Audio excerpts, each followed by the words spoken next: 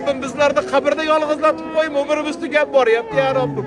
Qabrga borar bir amalimiz yo'q ya Robbim. Nima bilan keldik ey bandam desang ya Robbim, nima deymiz seni savollaringga? Qaysi amalimizni ya Robbil alamin mana shu amal bilan keldik deymiz. Ya Robbim seni oldingda hijolatlaymiz. Bizga bergan ne'matlaringni shukrini ado qilmadik ya Robbim. Bizga bergan yaxshiliklarini qadriga yetmadik ya Robbim. Qilma degan amallaringni qildik ya Robbim. Qil deganlaringni tark qildik ya Robbim. Bizlarni kechir ya Robbim. Ya Robbim, bu yerdagi qabrda seni malaikalaring kirib, bizlarni so'roq savol qilgan paytda ham bizlarni yolg'izlatib qo'ymagin ya Robbim.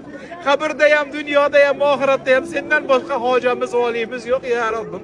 Ana shu paytlarda bizlarga o'zing rahmating bilan nazar qilgin. Ana shu paytda bizlarga o'zing shafqating bilan nazar qilgin ya Robbim. Ya Robbil alamin, qabr azobidan qo'rqamiz. Ya Robbim, qabrdagi lahardagi hayotdan qo'rqamiz ya Robbim. Ya Robbim, seni jahannamdagi azobingdan, seni qahru g'azabingdan qo'rqamiz. Ya Robbil alamin, bizlarga yaxshiliklaringni ko'rsatgin ya Robbim.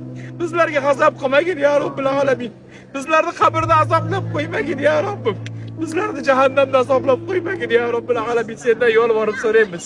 Ya Robbim, bizlarni dunyoda qalbi gumroh bo'lgan, nafsi hokim bo'lgan, dunyoga muhabbat qilgan bandalaringdan qilib qo'ymagin ya Robbim. Mana shu joyda qilayotgan har bitta ibodatlarimizni, yurtimizda qilgan har bitta yaxshi amallarimizni dargohi ilohindagi eng maqbul amallardan qilgin ya Robbil alamin. Qalblari ochilgan, taqvo degan liboslarni kiygan, seni va malaikalaringning huzurida sen tomoningdan maqtalgan bandalaringdan qilgin bizlarni ya Robbil alamin.